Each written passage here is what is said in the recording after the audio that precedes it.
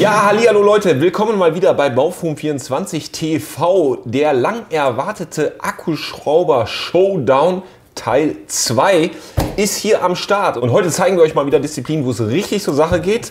Wir haben 20 x 200 Maschinenschraube. Dann haben wir den 65er Forstner Bohrer im zweiten Gang.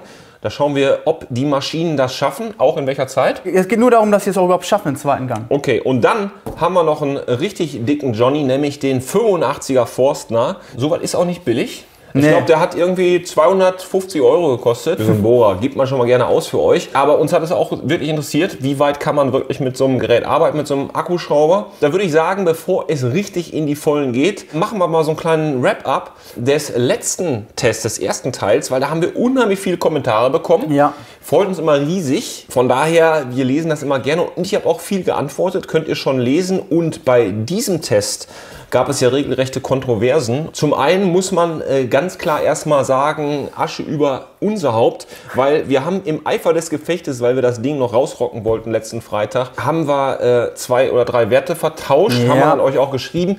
Ihr seid aber so gut drauf, ihr habt es eh gemerkt. Wir hatten ja im ersten Teil die 12 x 600er Spackschraube, wir hatten den 54er Forstner auf Zeit und dann haben wir noch den Schlangenbohrer und gehabt. Schlangenbohrer, ja.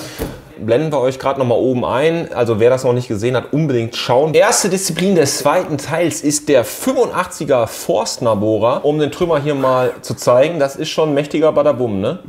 Ein Farmark 85. Ich habe auch mein Taschengeld quasi dafür ausgegeben, weil ich glaube, der hat 250 oder 270 € gekostet. Muss mir mal überlegen. Kann man mit so einem Ding, mit einem Akkuschrauber arbeiten? Die Ergebnisse zeigen wir euch jetzt gerade mal wieder in unserem bewährten Splitscreen. Das ist ja jetzt kein Test auf Zeit, Max, ne? Nee, genau. Wir hatten ja die anderen Forstner Bohrer, die hatten alle so eine Gewindespitze und diese hat halt diese Gewindespitze halt nicht. Und damit ist halt da dieses gleichmäßige Vordringen einfach nicht möglich. Und ja, nichtsdestotrotz wollen wir es halt trotzdem testen und haben dann einfach 3 Löcher gebohrt, um einfach mal zu gucken, so wie ist die Performance selber von der Maschine her mit dem Forstner Bohrer in dem Holz. Und ja, dann haben wir mal so geguckt, wie oft die Geräte auch abschalten, einfach mal in die Gerätsche gehen.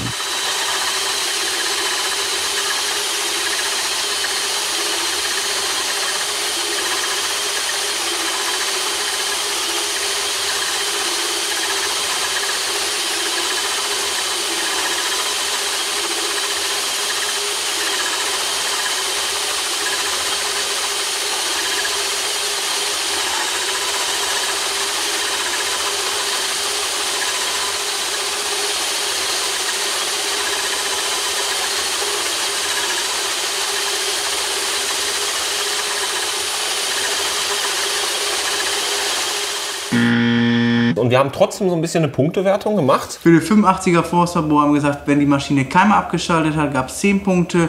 Und für jedes Abschalten gab es einen halben Punkt Abzug. Der Parkside war mit seinen 43 Abschaltungen aus der Wertung raus. Und halt auch nicht praxisorientiert und praxisnah. Da müsst ihr einfach für euch mal bewerten, ob das dann für euch ein Gerät ist, wo ihr mit so einem Bohrer mitarbeiten könntet oder auch nicht. So, Max, zweite Disziplin war?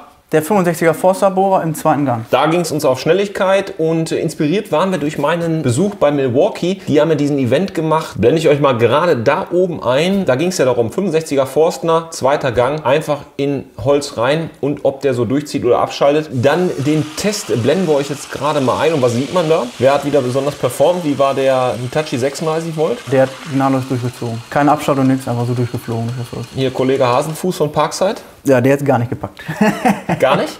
Nee. Wie sieht es aus mit dem Bosch oder dem Hitachi? Die waren, glaube ich, auch nicht so erfolgreich, oder? Nee, auch kein Abschalten. Manchmal muss man auch umschalten. Wenn ich gemerkt habe, es ging gar nicht, habe ich einfach umgeschaltet auf Gang 1 und habe ich dann so durchlaufen lassen. Schaffen tun sie es dann alle, aber wenn die es nicht im zweiten Gang geschafft haben, sind die bei uns quasi aus der Wertung rausgeflogen. Ja. Kann natürlich hart sein. Ihr sagt dann vielleicht wieder, ja, aber ich würde das im ersten Gang machen. Ja, es ist ja auch richtig, aber es ist halt nicht der Power-Showdown. Ne? Dann dritte Disziplin. Wir haben die M20 x 200er Schrauben. Das sind solche Kavenzmänner und ich meine, als wir die gekauft haben, musste ich wirklich auch denken, wir sind doch bekloppt. Wir hatten die sogar noch länger, aber dann haben wir gemerkt, das macht gar keinen Sinn. Deswegen haben wir mit denen erstmal Vorlieb genommen. Wie haben wir das eigentlich gemacht? Du hast hier unser Setup mit dem Kiefernholz und hast dann vorgebohrt. Genau, ich hab es erstmal so für mich alleine versucht, ob es auch alleine ohne Vorbohren möglich ist. Aber das hat dann die Schraube dann da so viel Kraft auf das Holz ausgeübt, dass das Holz auch gespalten ist.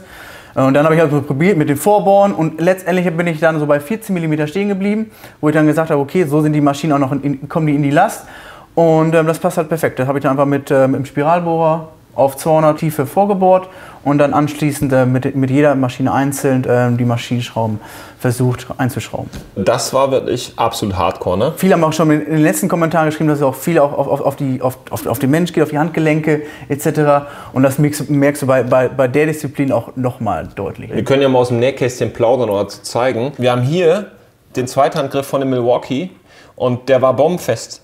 Und das war so viel Drehmoment, dass der hier rausgebrochen ist. Und er hat in das Metallgehäuse hier noch diese Riefen jetzt von dem Zweithandgriff. Genauso auch mit dem Planetengetriebe. Und wir haben unseren Croc-Lock, blende ich euch gerade mal ein, den Test kann ich wirklich jedem empfehlen, habe ich auch damals schon gesagt, müsst ihr unbedingt mal angucken. Das Ding ist echt genial, hat uns wirklich gute Dienste geleistet und wir mussten den hier andübeln. Ne? Weil wir haben den mal eben in den Boden gedübelt, damit wir die Drehmomente hier auffangen konnten. Ja. Jetzt müssen wir gerade auch noch mal sagen, wie haben wir jetzt getestet? Ja, okay. Wir haben hier nicht auf Zeit getestet und wir haben auch nicht auf die Tiefe der Schraube, weil dann kommt wieder, ja, ist das Holz vielleicht gerade ein bisschen anders, hat er da einen Ast oder so. Und wir haben es folgendermaßen gemacht. Wir haben maximal 5 Abschaltungen zugelassen. Das heißt, nach 5 Abschaltungen haben wir den Test dann definitiv abgebrochen, weil es gibt natürlich Kollegen, wie zum Beispiel den normalen Hitachi, der schaltet irgendwann ab. Aber dann geht er immer weiter, immer weiter, immer weiter. Da kannst du 20, 30 Mal nachlegen. Das ist aber wirklich eine Sache, wo man sagen muss, okay, das ist jetzt wirklich für die Maschine nicht gut. Wenn die Maschine dann wirklich abgeschaltet hat, dann sind wir mit dem Drehmomentschlüssel hier hingegangen und haben die Schraube weitergedreht, haben uns aber an das Drehmoment rangetastet, bis die Schraube wirklich weiter greift. Und dieses Drehmoment haben wir dann abgelesen und haben es in die Tabelle mit aufgenommen. Und da seht ihr eigentlich dann relativ genau aus meiner Sicht, wie viel Drehmoment die Schraube auch wirklich aufbringen. Natürlich ist es dann nicht genau das Drehmoment, aber es ist dieser Grenzwert, den wir gemessen haben. Das ist kein wissenschaftlicher Test, denn wir haben keine Drehmoment-Messapparatur, aber ich fand das eigentlich ganz gut, dass man sich so annähern kann. Was wir hiermit messen, ist das weiche Drehmoment und das ist eigentlich auch relevant, weil viele Akkuschrauber werden angegeben mit sehr hohen Drehmomentzahlen. Das ist aber in der Regel immer das harte Drehmoment und was auch eigentlich immer höher ausfällt als das weiche Drehmoment, aber in der Praxis, gerade hier mit Schrauben oder so, gar keine Relevanz hat. Das harte Drehmoment ist so ein bisschen wie ein Auto, was vor die Wand fährt. Bam, das ist dann einfach, hat die kinetische Energie, aber die wird auch dann sofort, läuft die auf und wird gestoppt. Ja, und das weiche Drehmoment ist wirklich, was langsam ansteigt, wie diese Kurve, und das ist letztendlich im Anwendungsfall auch relevant. Da würde ich sagen, Film ab und wir zeigen euch jetzt mal gerade unseren Splitscreen in dem Vergleich aller Schrauber. So, und Spitzenreiter hier war tatsächlich der DeWalt. Erstmal ist es das stärkste Gerät von DeWalt und wenn wir auf den ersten Gang gucken, haben wir nur 450 Umdrehungen. Da sind einige Schrauber auch schon ein bisschen höher mit 500 Umdrehungen, 550 von der Untersetzung, also etwas länger untersetzt. Deswegen natürlich auch theoretisch etwas weniger Kraft. Und der Hikoki oder Hitachi 36 Volt, obwohl er 36 Volt hat, ist er hier etwas schlechter, aber er hat auch den ersten Gang etwas länger übersetzt. Er geht nämlich bis 500 Umdrehungen. Absolutes Topmodell ist natürlich, wie zu erwarten, der Metabo mit dem Planetengetriebevorsatz mit der Untersetzung. Hier haben wir einen Drehmoment gemessen von 101 mm. Also die 100 hat er voll gemacht, wunderbar. Das ist auch so ein Ding, was glaube ich so im Holzbau Verwendung findet, wirklich für lange Schrauben, große Schrauben, und hat er gezeigt, kann man machen. So, die Reihenfolge und auch unsere Bewertung, die blenden wir euch gerade mal ein. Liebe Leute, das war unser großer Power Showdown Teil 2. Jetzt habt ihr alles gesehen. Ich fand es wirklich spannend. Ich hoffe, ihr habt es auch genossen. Das war so ein richtiger Equipment-Porn, ne? Auf jeden Fall. Sag mal, wir freuen uns nochmal über jegliche Kommentare, auch die positiven, denn das ist so ein bisschen wirklich Motivation für die ganze Arbeit, ne? Ja, doch schon. Man steht immer so in der Werkstatt und macht und macht und macht und ja. Ja, stehst halt hier alleine und schraubst den Ast. Und wir wissen dann ja, wofür wir es machen, nämlich für euch, für unsere Neugierde, weil natürlich auch viele Nachfragen kamen beim ersten Teil, Anmerkungen und so weiter. Deswegen wird es noch einen dritten Teil vom Akkuschrauber Showdown geben, nämlich so ein bisschen so ein Fazit und so ein bisschen Akkuschrauber Showdown Real Talk, ne? Mit Max und mir. Jo. In diesem Sinne, tschüss, bleibt uns treu und bis dann.